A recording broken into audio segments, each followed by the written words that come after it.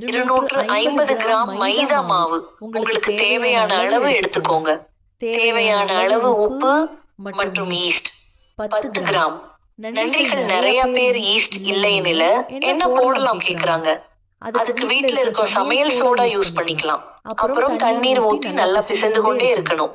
பின்னர் சின்ன சின்ன உருண்டைய உருட்டி தட்டையாக்கி ஒரு கண்டெய்னர்ல எண்ணெய் ஊற்றி நல்லா 10 நிமிஷம் ஊற வைக்கவும். இந்த நேரத்துல ஒரு ஸ்பூன் மாவு மற்றும் எண்ணெய் விட்டு கலந்து ஊற வைத்த மாவை தட்டையாக்கி மேலே பரவலாக தேய்த்து இந்த மாதிரி கத்தியால் கீறி வைக்கவும்.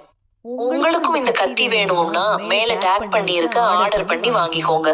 பின்னர் நான் மடிக்கிற மாதிரி மடிச்சு உருட்டி தேய்த்து தோசை கல்லில எண்ணெய் விட்டு ரெடி பண்ண மாவு போட்டு மேலே எண்ணெய் விட்டு இருபுறமும் பொன்னிறமாகும் வரை வேக வைத்து எடுக்கவும். அப்புறம் எடுத்து கையில் தட்டி பார்த்தால் நூல் மாதிரி இருக்கும். நல்லா முறுமுறுப்பாக இருக்கும். முயற்சித்து பாருங்கள் நண்பர்களே.